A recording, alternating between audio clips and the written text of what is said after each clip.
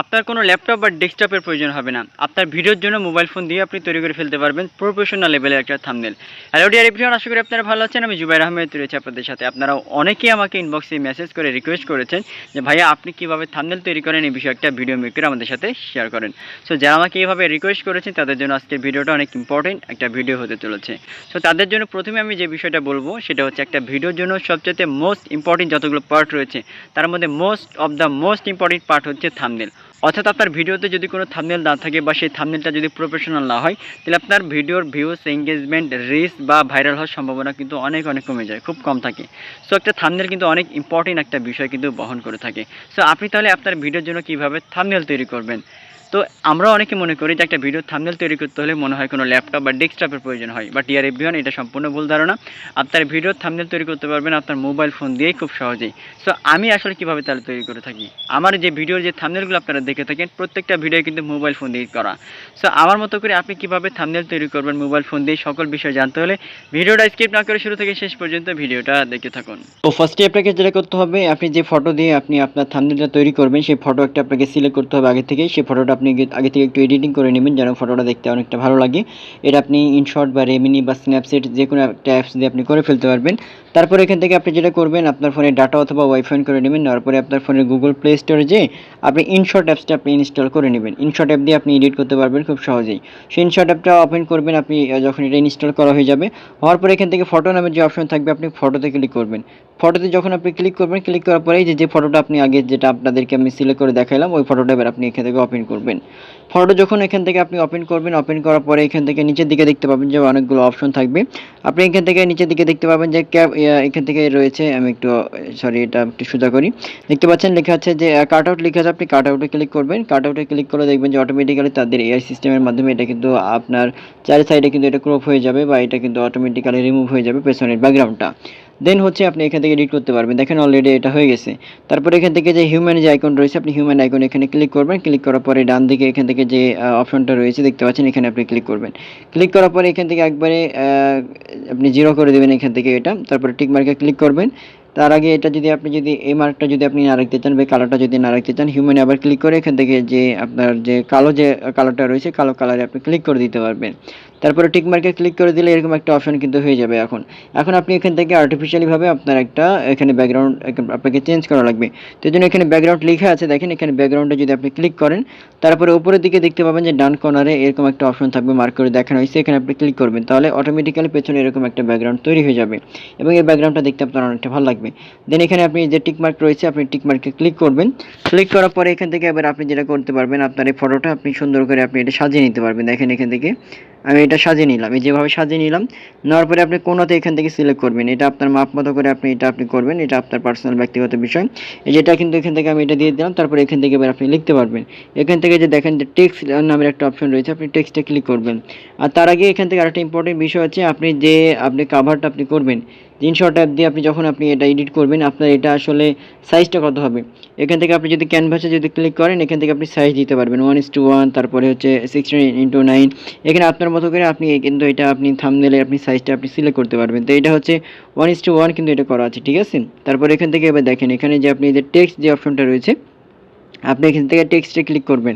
টেক্সটে ক্লিক করার পরে আমি এখান থেকে আপনাদেরকে এটা দেখাবো যে মোবাইল দিয়ে কীভাবে থাম্বনেল তৈরি করা যায়। তো এটা আমি লিখে দিলাম এখানে জাস্ট এক্সাম্পল হিসাবে। দেখেন এখান থেকে যে মোবাইল দিয়ে হচ্ছে তৈরি করুন, মোবাইল দিয়ে তৈরি করুন লিখে দিলাম এটা।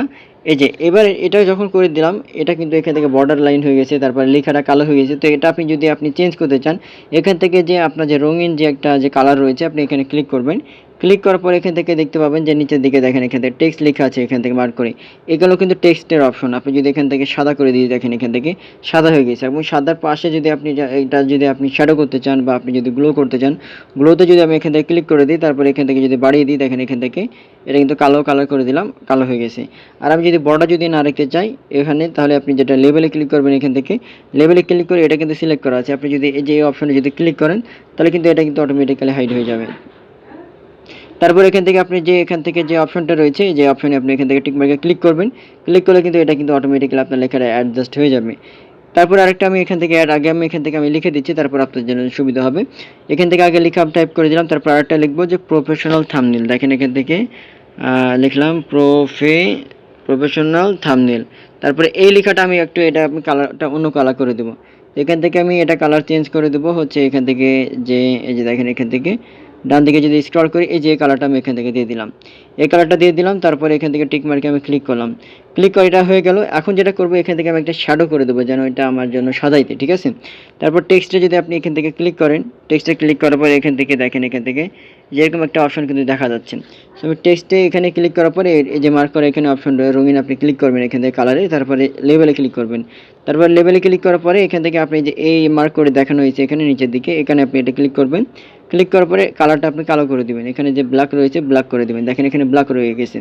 তো এখান থেকে টেক্সটে আসার পরে এবার আপনি এটা এখান থেকে আপনি বড় করে দিবেন অনেক, দেখেন এখান থেকে আমি বড় করে দিলাম, এখান থেকে একবারে বড় করে দিলাম এভাবে। এখান থেকে একবারে বড় করে দেওয়ার পরে আপনি যেটা করবেন টিক মার্কে ক্লিক করবেন। টিক মার্কে ক্লিক করার পরে এই যে এটা এখন আপনি সাজাবেন উপরের দিকে, দেখেন এই ব্ল্যাক যে কালারটা যেটা উপরের দিকে আমি এভাবে এটা সাজিয়ে দিলাম একটা মাপ মতো সাইজ অনুসারে। সাজানোর পরে এখন এই যে এই ডান পাশের যে লেখার উপর যদি আপনি ক্লিক করেন এটা কিন্তু এখান থেকে হয়ে যাবে, দেখেন এটা আমি এখান থেকে এভাবে আমি সাজিয়ে দিলাম, এই যে এখান থেকে এটা আমি দিয়ে দিলাম দেখেন। তারপরে প্রফেশনাল থাম্বনেল লেখা আছে এখানে, এবার আপনি ক্লিক করলাম, ক্লিক করার পরে এই যে এখান থেকে এবার এটা আমি এখান থেকে এই যে এখান থেকে দিয়ে দিলাম, এটা এখান থেকে আমি বড় করে দিলাম দেখেন। মানে এটা আপনি আগে লিখে নেবেন তারপরে ভালোভাবে আপনি এটা সাজিয়ে নেবেন আপনার মতো করে। সাজিয়ে নেওয়ার পরে এখান থেকে এবার এই যে এই অপশনে যে আপনাকে কিছু এবার দিতে হবে তাই না, এখানে যেহেতু ফাঁকা রয়েছে এখানে আমি দিয়ে দিলাম জাস্ট শুধুমাত্র একটা ইংরেজি টাইপিং করে দিয়ে দেবো যে থাম্বনেল লিখে দেবো, দেখেন এখান থেকে THUMB থাম্বনেল এখান থেকে লিখে দিলাম। লেখার পরে এখান থেকে যে রঙিন যে এখান থেকে যে অপশনটা রয়েছে এখানে আমি ক্লিক করলাম। ক্লিক করার পরে এটা আমি এখন অন্য একটা টাইপিং করে দেবো লেখাটা কালারটা, এই যে এখান থেকে মার্ক করে দিলাম, এখান থেকে করে দিলাম, এটা কিন্তু এরকম হয়ে গেল। তারপরে এখান থেকে টিক মার্কে ক্লিক করলাম, টিক মার্কে ক্লিক করার পর দেখেন এখান থেকে অটোমেটিক্যালি কিন্তু এটা কিন্তু হয়ে যাচ্ছে। এটা হচ্ছে আমি ফেসবুকের এটা আমি থাম্বনেল এটা তৈরি করলাম। আপনারা যদি এটা যদি আপনারা ইউটিউবের জন্য তৈরি করতে চান ইউটিউবে তৈরি করতে পারবেন। দেখেন এটা কিন্তু এভাবে তৈরি হয়ে গেছে, এই যে তৈরি হয়ে গেছে থাম্বনেল, বুঝতে পারছেন। এই যে দেখেন এখান থেকে একটু বড় করি, এই যে দেখেন হয়ে গেছে। এখন আপনি যেটা করতে পারবেন এটা যদি আপনি এভাবে যদি এখন নিচের দিকে যদি নিয়ে আসতে পারবেন, এই যে একটু নিচের দিকে করে দিলাম। এখন আপনি যদি এটা সেভ করেন আপনাদের ফোনে কিন্তু সেভ হয়ে যাবে, এটা কিন্তু একটু প্রফেশনাল থাম্বনেল কিন্তু হয়ে গেছে। আবার আপনি যদি দেখেন এখানে আমি সেভে ক্লিক করলাম, দেখেন অটোমেটিক্যালি কিন্তু এটা সেভ হয়ে যাবে। এই যে এখান থেকে সেভে কিন্তু ক্লিক করলাম, এটা কিন্তু সেভ হয়ে গেছে দেখতে পাচ্ছেন, এই যে সেভ হয়ে গেল এটা। আর আপনি যদি মনে করেন যে এখন এটা আপনি না করে আপনি যদি রেশিওটা অন্য করবেন, যেমন এখান থেকে ক্যানভাসে ক্লিক করে এখান থেকে যদি আপনি রেশিওটা আপনি চেঞ্জ করে দেন দেখেন এখান থেকে, তাহলে এটা কিন্তু আপনার ইউটিউবের সাইজ অনুসারে হয়ে যাবে। আপনি যদি এখান থেকে ইউটিউবের সাইজ অনুসারে যদি এভাবে আপনি যদি এটা করতে চান, আপনি যদি একটু ছোটো করি দেখেন, ছোটো করে আপনি যদি এভাবে যদি আপনি সাজান, তারপর এখান থেকে টিক মার্কে ক্লিক করেন, ওই লেখাটাই আপনি কিন্তু এখান থেকে আপনার মতো করে এদিকে আপনি সাজা দিতে পারবেন, এই যে দেখেন এখান থেকে। তো আমি এত বড় করে দেখাচ্ছি না যেহেতু ভিডিওটা আপনার মতো করে আপনি দেখে নেবেন, নাহলে অনেক লং হয়ে যাবে। সেভাবে খুব সহজেই কিন্তু এখানে আপনি সবগুলো লেখাগুলো এডিট করে আপনি সেভ করে নিতে পারবেন। সো ভিডিওটা দেখে যদি আপনার ভালো লেগে থাকে অবশ্যই লাইক কমেন্ট সাবস্ক্রাইব ফলো করে আমাদের সাথে থাকবেন। ধন্যবাদ।